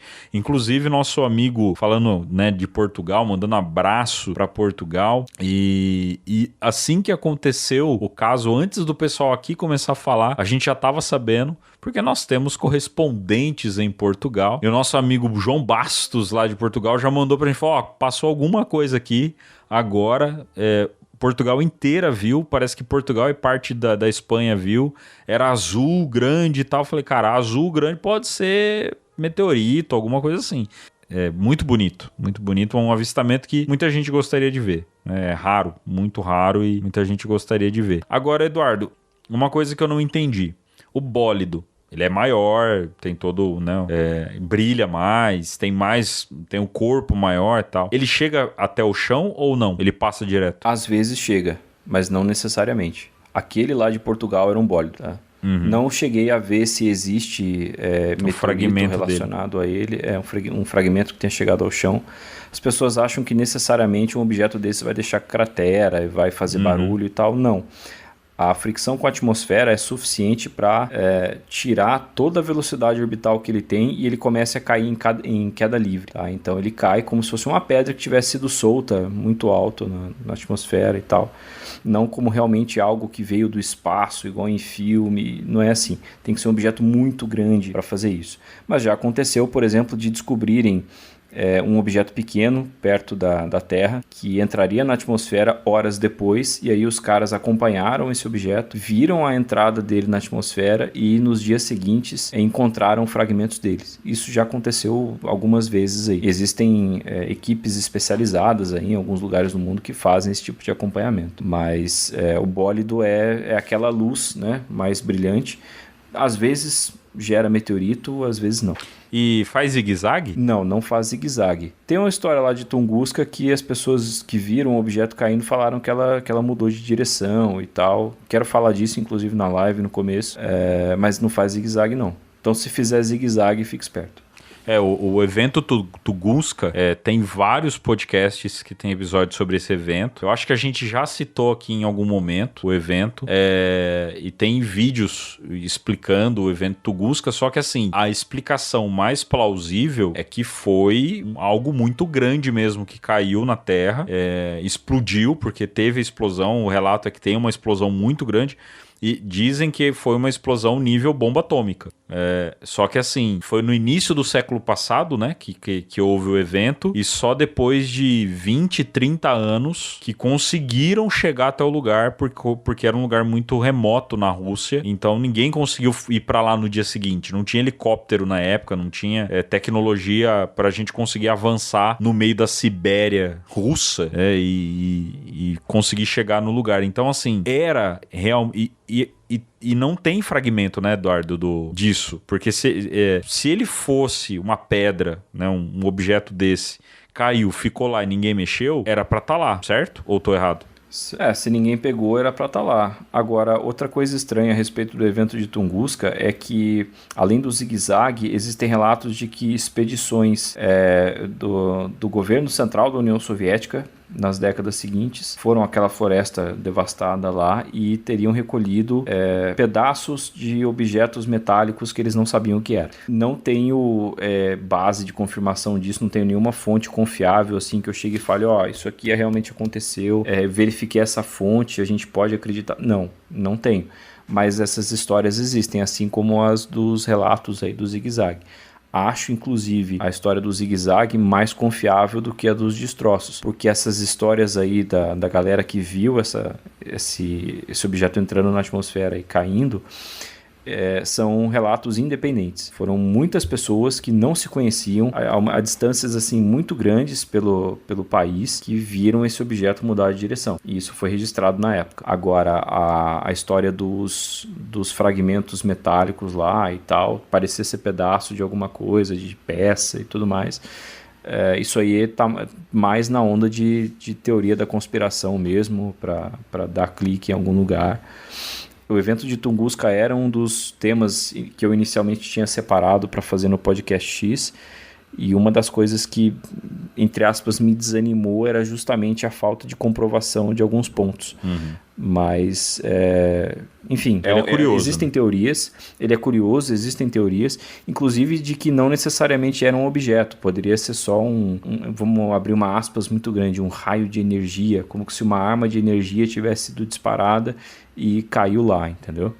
Mas a potência da explosão foi absurda, foi coisa de quase 30 megatons. Derrubou mais de 2.000 quilômetros quadrados de floresta. Então foi muito absurdo. E pra gente finalizar os nossos comparativos aqui, não um fenômeno e sim um objeto também, que é confundido várias vezes. Ele foi citado aqui agora no começo do episódio, a gente falou Segura, vamos deixar pra falar dele no final. Já foi confundido com OVNI várias vezes, que é o nosso planeta irmão aqui, vizinho nosso, planeta Vênus. Meu caro Eduardo Oliveira, por que o planeta Vênus é sempre o motivo de explicação para vários eventos ufológicos que a gente tem? E outra, como identificar ele no firmamento? Bom, vamos lá. Eu acho que aí a gente pode começar com a história de que fenômenos naturais... é um planeta, mas vamos considerar uma parte da natureza, não necessariamente fenômenos naturais, né? Um fenômeno. Elementos da natureza cativaram a nossa imaginação desde a antiguidade, e aí quando a gente não conseguia explicar o que era, criava-se alguma lenda, alguma coisa a respeito daquilo. Vênus é um exemplo porque ele é sempre visto, ao contrário de outros planetas, à exceção de Mercúrio, ele é sempre visto próximo do Sol. Se a gente usar Mercúrio como exemplo, Mercúrio é o planeta mais próximo do Sol, ele orbita com a maior velocidade, então no céu também ele se desloca ao longo dos dias muito mais rápido do que os outros planetas. Em segundo lugar vem Vênus. Os deuses que geralmente eram associados a esses planetas tinham também essas características. Mercúrio, por ser muito rápido, era lá o deus mensageiro, era Mercúrio ou Hermes, enfim. Vênus é uma estrela muito brilhante no céu, tá? Estrela entre aspas, né? Um planeta, mas ele aparece como se fosse uma estrela muito brilhante, e a gente vê Vênus sempre perto do Sol quando o Sol está perto do horizonte. Então, no nascer ou no pôr do Sol, se você olhar para o horizonte e tiver um ponto muito brilhante acompanhando ali o caminho que o Sol fez, mais ou menos, aquilo ali é Vênus. Parece assim uma estrela que não pisca, e ela é muito mais brilhante do que as estrelas do resto do céu. Então esse é Vênus. E aí ela é chamada de estrela d'alva, né? Estrela da alva, ou da alvorada, da aurora, enfim, porque é a estrela que é a estrela mais brilhante que se vê, além do Sol, que aparece no céu ali no momento do nascer do Sol, né? O dia está começando, Vênus aparece, depois o Sol aparece. Ou então o dia está terminando, o Sol se põe e aí Vênus fica visível. Pô, mas eu não veria Vênus durante o dia também, porque ele está perto do Sol? Pois é, o Sol ofusca todo o resto, a gente não consegue ver. Então só quando o Sol está baixo no horizonte, especialmente quando ele já se pôs ou vai nascer, que a gente consegue ver essa estrela. Então isso chamou muita atenção da humanidade ao longo da história, né? Desde a pré-história. E aí, à medida em que o nosso conhecimento da natureza foi avançando, parte dessa mística também foi caindo. Mas até hoje existem pessoas que não percebem, eu não vou dizer que elas não sabem identificar, muitas vezes elas sabem, mas elas não percebem, por exemplo, o movimento relativo dos planetas no céu com o passar dos dias. E isso é a maioria absoluta das pessoas. Elas não notam que nem sequer a Lua ela se move ao longo dos dias, e ela pode, em determinado horário, estar mais alta ou estar mais baixa, estar mais para uma direção do céu ou para outra, enfim. As pessoas não prestam atenção nisso. Então, um dia específico que tinha condições meteorológicas que davam melhor visibilidade, né, até Vênus pelo menos, um dia que tinha melhores condições de visibilidade, especificamente essa pessoa parou e olhou e viu aquela estrela muito brilhante e não sabia o que era. Pronto, tá ligado ali o lado de fenômenos anômalos ali para aquela pessoa, e ela pode achar que tem alguma coisa, especialmente se ela estiver se movendo, porque aí a percepção dela pode ser de que aquele ponto muito brilhante está mais próximo, como a gente comentou, e talvez até esteja a acompanhando, dependendo da direção que ela estiver. Se ela estiver dirigindo paralelo à direção do pôr do Sol, ela pode achar que esse ponto está indo na frente dela. Então ela está indo na direção do pôr do Sol ali, a luz está lá na frente também, ela está indo junto com a luz. Ou então no nascer do Sol, ela está dirigindo contra o nascer do Sol, essa luz aparece, ela acha que essa luz está vindo atrás dela, na direção dela, porque ela vai subindo e vai ficando mais alta, né? Vai ficando mais alta, fica muito brilhante quando aparece no horizonte. Então, realmente, se você não presta atenção, parece algo que vai atrás de você ao longo de algumas horas. Dirigindo perpendicular ali a essa luz no céu, você pode achar que ela está te seguindo por alguns momentos, como já aconteceu. Teve gente já que realmente achou que estava sendo seguido por uma luz e era um planeta, ela não tinha noção disso. Ali, com o vidro do carro fechado, com reflexos e tudo mais, ela não tem essa percepção, até porque ela está focada em dirigir, ela não vai parar para examinar um objeto. Talvez, se ela realmente estacionar o carro, descer e olhar, ela perceba que é um planeta e tudo mais, e ela evita o avistamento ufológico, digamos assim, mas do contrário ela pode achar que está acontecendo alguma coisa. Em 2014 aconteceu um fenômeno em que os planetas eles ficam muito próximos no céu, especificamente esse era Vênus e Júpiter, que é outro planeta também que aparece muito brilhante. E para quem gosta de astronomia, isso já não era assim nenhuma novidade, todo mundo sabia que ia acontecer, já estavam até esperando isso acontecer para poder observar e tudo mais.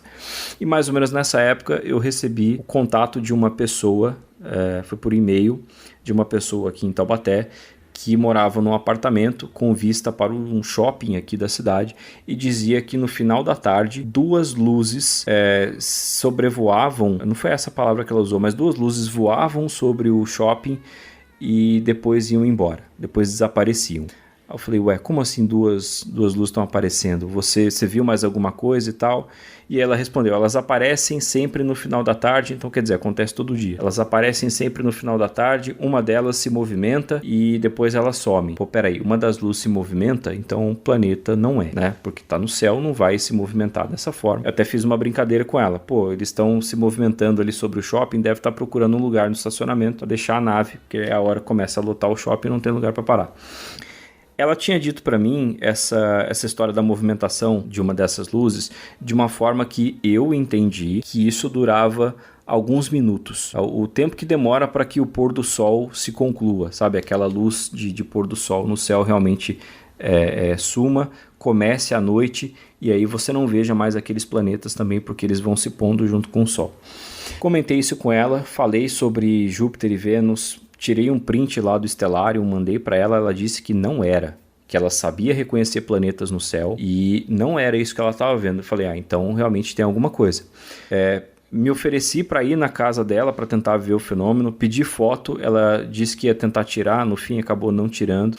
E depois eu mandei um print de novo do Stellarium, já quase uma semana depois, com os planetas já em posições diferentes no céu. Porque Vênus, ele orbita muito rápido em torno do Sol e a gente está muito mais próximo dele, então, do nosso ponto de vista, ele se move ali no nosso céu mais rápido. E aí ela percebeu, nossa, se mexeu igualzinho, então é isso. A história de que eles, uma dessas luzes se mexia não era ao longo de alguns minutos, era ao longo de vários dias, entendeu? Ao longo de vários dias, a luz que ela estava vendo, que era Vênus, se aproximava da luz que estava mais em cima, que era Júpiter. E aí ela achava que tinha alguma coisa ali acontecendo, e quando ela falou, eu tinha ali um viés de achar que tinha alguma coisa, ela também muito provavelmente tinha um viés de achar que tinha alguma coisa a mais. Ela descreveu ali de uma forma sem grandes detalhes, não deu a escala de tempo. Eu já tinha comentado com ela a respeito dos planetas, do movimento ali de alguns dias. Ela tinha dito que sabia identificar planetas e tal, eu descartei isso, enfim, e os dois acreditando que realmente tinha alguma coisa, porém por motivos diferentes.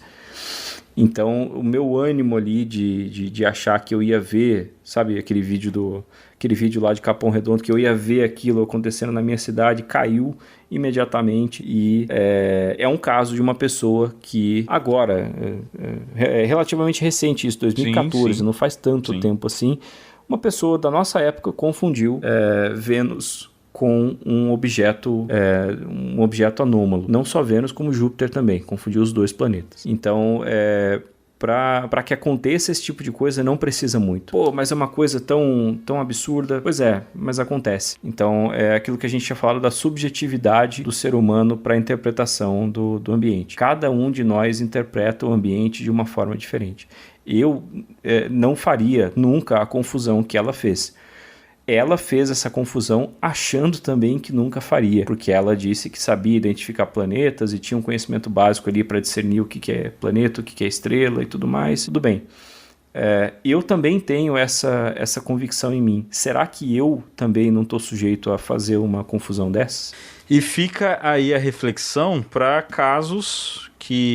alguns casos que vem nessa explicação do planeta e tudo mais. Só que existem 2 casos onde Vênus foi usado como exemplo, que aí não tem como, né?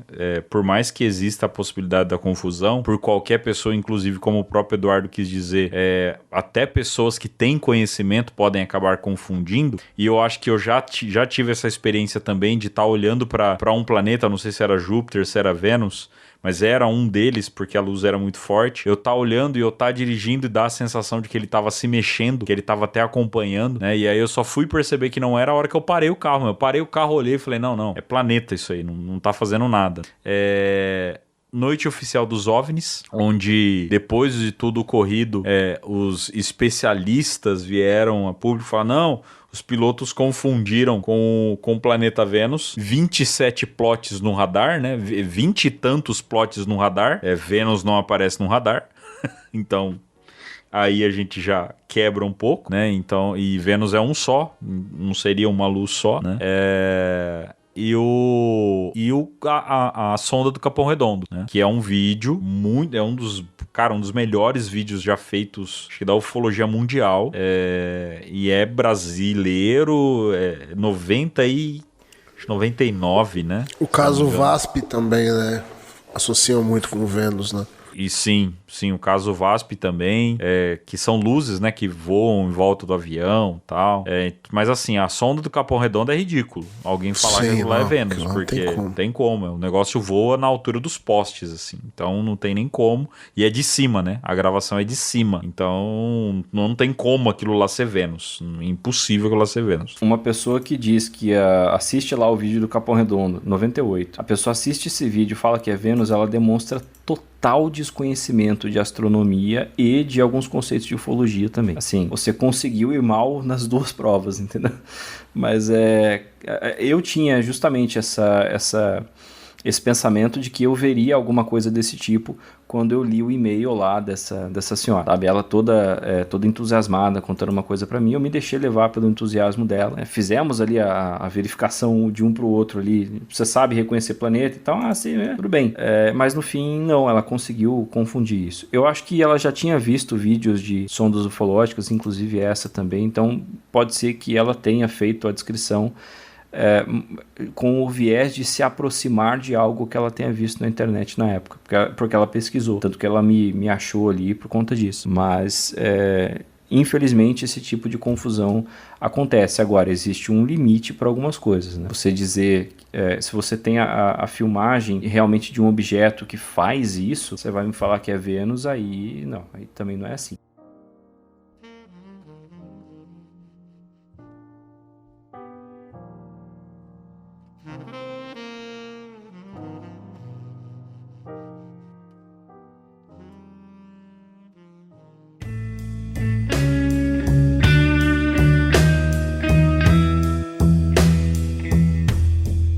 Muito bem, meus amigos. Eu acho que por hoje tá bom de fenômeno, né? Ficou faltando algum fenômeno? Você acha que ficou faltando alguma coisa? Ronaldo Deixa Fenômeno. nos recados. O Renault, esse não. Esse não tem explicação. Se você acha que ficou faltando algum, deixa pra gente nos comentários, YouTube, Instagram, no WhatsApp. No WhatsApp também, entra lá no nosso grupo de apoiadores, vem comentar com a gente também. No Spotify, tá? Deixa um comentário de algum fenômeno que você acha que ficou faltando. O Eduardo já deu uma ideia da gente fazer um parte 2 desse episódio referente a fenômenos humanos. Como assim? Coisas criadas pelo homem que são confundidas. Satélites, esse tipo de coisa, né? Pra gente poder entrar também um pouco nesse mérito da gente poder, de cada vez a gente aprender a identificar um fenômeno e falar, não, realmente, isso aqui tá com cara de coisa anômala, né? Tiveram vários fenômenos que a gente acabou não citando, mas pra não se delongar, né? Então, por exemplo, tem fenômeno biológico, fenômeno de luminescência de alga, tem fenômeno de enfim, né? Tem N fenômenos que a gente pode citar aqui e trazer mais informação. Então é um assunto que será recorrente aqui no nosso podcast, porque engrandece. É um papo da hora, né? Um papo legal que a gente consegue fazer aqui e engrandecer um pouquinho mais os nossos assuntos. Considerações finais, meu caro Eduardo Oliveira? Considero vocês demais e espero retornar aí em breve. Muito obrigado pelo convite mais uma vez, sempre agradeço a disposição de vocês e a paciência dos ouvintes também. Gente, Podcast X, no Instagram, @podcastxbr. Falei, o podcast está disponível no YouTube e nos principais agregadores, alguns agregadores não tão principais assim também, e Blog do Astrônomo, tá? No Instagram, @blog do astrônomo e blogdoastrônomo.wordpress.com para quem quer ter notícias mais aprofundadas e conteúdo mais aprofundado no geral. Dia 30 de junho agora, live do Dia do Asteroide. Espero vocês lá no YouTube. Muito bem. Meu caro Gustavo Cornaccioni. Queria agradecer o Edu aí mais uma vez pela presença, mais uma aula, e convidar todo mundo a seguir o Podcast X e o Contato. Apoiar os 2 projetos, visitar nossa loja e seguir nossas redes sociais. Muito bem, meu caro ouvinte, tá aí, tá dado o recado. E se você, mais uma vez, se você acha que algo ficou faltando no nosso episódio, fique à vontade, deixe nos comentários que num parte 2 nós podemos acrescentar para você. Então finalizamos por aqui mais uma edição do nosso podcast. Esperamos que vocês tenham gostado dessa seletiva de fenômenos naturais para vocês. Nos encontramos na semana que vem em mais uma edição do O Contato Podcast.